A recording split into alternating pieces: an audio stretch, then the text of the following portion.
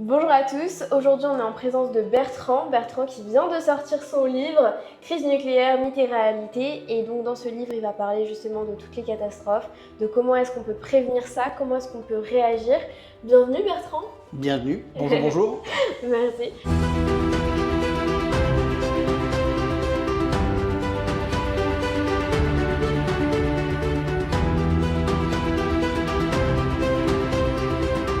Le but aujourd'hui, c'est que tu puisses un peu nous expliquer d'où t'es venue l'idée, expliquer un petit peu tu vois, ton parcours, qu'est-ce qui fait qu'aujourd'hui tu as voulu démarrer un livre sur ce sujet. J'ai passé l'essentiel de ma vie professionnelle à prévenir et accompagner les décideurs et les acteurs de la gestion des crises nucléaires. Et naturellement, alors que j'ai pris un petit peu de distance avec l'activité professionnelle, puisque j'étais officier supérieur de sapeurs-pompiers,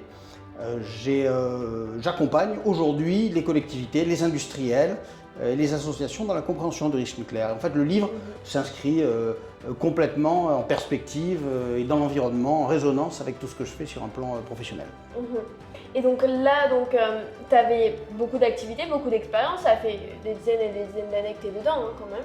Oui, j'ai passé plusieurs décennies autour de la gestion des crises nucléaires au ministère de l'Intérieur, comme conseiller d'EDF, comme officier de sapeurs-pompiers, encadrer les équipes opérationnelles. Donc j'ai vu un petit peu tous les aspects. J'ai représenté le ministère de l'Intérieur et la France dans les commissions internationales. J'ai siégé dans à peu près toutes les commissions nationales au niveau du post-accidentel et de la gestion de l'urgence.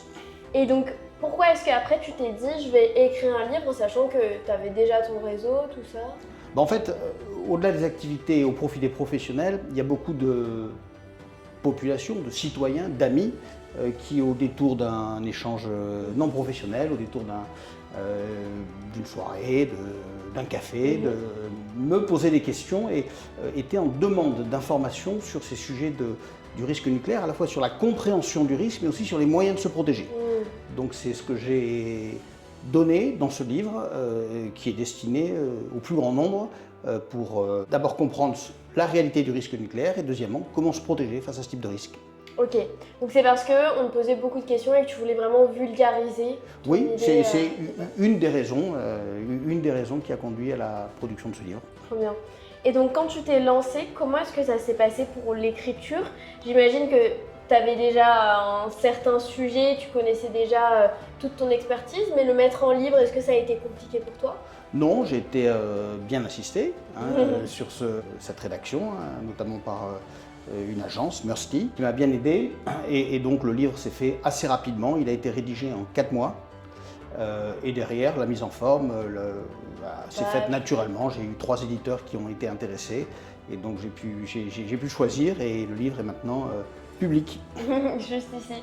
Ok, et donc tu es assez content du parcours? Est-ce que tu pensais déjà de base que ça allait mettre aussi peu de temps pour sortir ce livre?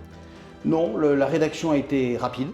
Et j'avais du temps à ce moment-là, donc ça tombait très bien.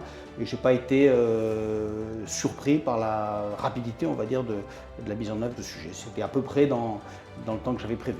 La production administrative pour la suite du livre, le temps de choisir l'éditeur, que l'éditeur mette en musique le sujet, qu'on le valide, qu'on mette en forme, ça c'est un petit peu plus long, mais ça a été tout à fait raisonnable aussi. Et tu voulais aussi sortir ton livre pour les anniversaires des catastrophes nucléaires. Oui, et donc oui. Au final, ce qui est plus ou moins dans le timing aussi pour mettre ça en avant. Oui, tout à fait. Donc, récemment, on a fêté, si je peux utiliser le terme, c'est sans doute pas le bon terme, les 15 ans de l'accident de Fukushima au Japon et les 40 ans de l'accident de Tchernobyl en Ukraine. Voilà, donc juste après les 80 ans des attaques nucléaires d'Hiroshima et de Nagasaki. Donc tous ces événements sont détaillés, désossés, si je peux me permettre l'expression, et partagés au profit du plus grand nombre pour que chacun comprenne les conséquences, les tenants et les aboutissants de ces grands événements. Donc tu as pu aussi en parler à l'intérieur, parler aussi de la prévention surtout?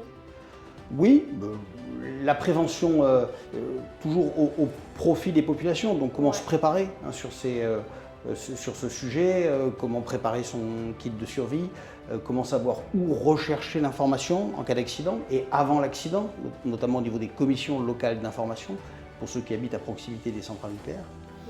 Et puis comment se préparer s'il y avait une crise, hein, donc où l'information serait disponible, comment la récupérer au niveau des préfets, au niveau de l'autorité de sûreté nucléaire, information fiable, robuste, celle sur laquelle on pourra s'appuyer, puisqu'il ne faut pas méconnaître l'emballement probable des réseaux sociaux sur ce type d'accident. Ouais. Donc voilà, on détaille bien et on explique où chercher la bonne information, et ensuite les différents moyens de protection, hein, donc, qui sont à la disposition des uns et des autres, donc le confinement, l'évacuation, l'administration d'iode stable, les restrictions de consommation et des protections post-accidentelles aussi. Donc tout est détaillé et mis à disposition du plus grand nombre. Ouais, ce qu'il faut surtout, c'est de se dire, on ne sait jamais en cas d'accident comment réagir. Et je pense que c'est super important d'avoir ce guide-là, même si forcément on ne va pas peut-être l'utiliser maintenant. Mais je pense qu'un jour, si jamais il y a aussi des problèmes d'électricité, tout ça, comment faire? Je pense que c'est important d'avoir un compagnon de route dans ces aventures, même si on ne le souhaite pas. Ok, donc tu publies ton livre, il sort en maison d'édition. Ça fait déjà 2 mois qu'il est sorti? Oui, à peu près. Dis-moi justement, qu'est-ce qui s'est passé depuis pour toi? Est-ce que tu as eu des retours, des personnes de ton entourage déjà, des médias peut-être? Oui, je suis assez surpris. Il y a beaucoup de conférences, beaucoup de dédicaces. On me sollicite pour effectivement en parler et discuter autour de ce livre. Le sujet, on le sent bien, il est présent dans l'actualité, présent dans la tête des lecteurs potentiels. Et les associations, les collectivités qui ont à gérer ce type de risque ou qui pourraient y être soumis sont demandeurs d'informations. Donc au travers de ce livre, effectivement, c'est l'occasion de mieux former et de mieux accompagner ceux qui sont demandeurs de ce type d'informations. Donc tu enchaînes les conférences, les dédicaces, il y a pas mal de choses qui se passent de ton côté. Est-ce que tu pensais que le livre allait avoir autant d'impact rapidement comme ça?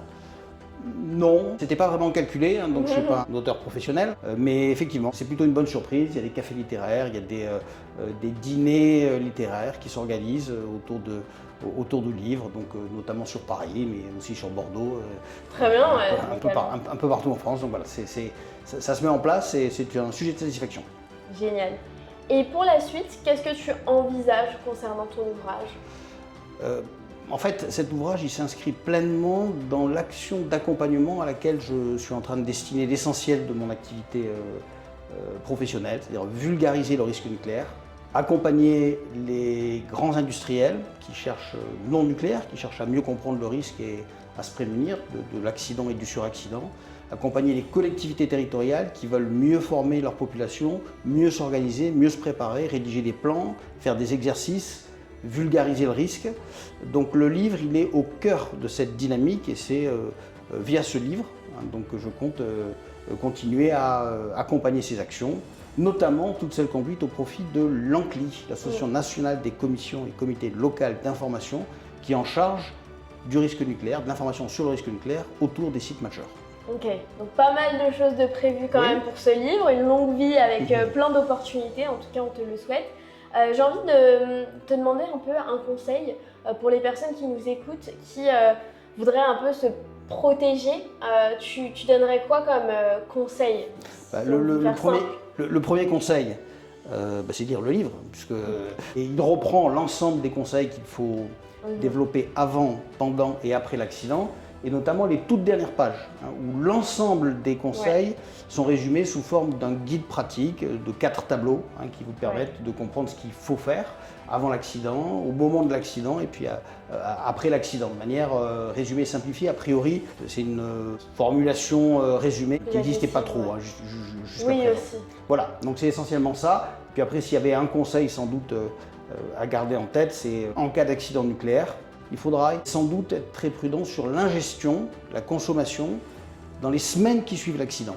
Juste après l'accident, faire attention à la consommation pour les enfants en bas âge, les adolescents, les femmes enceintes et allaitantes.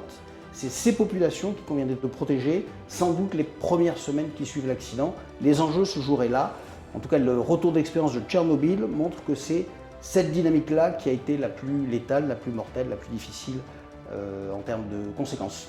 Génial.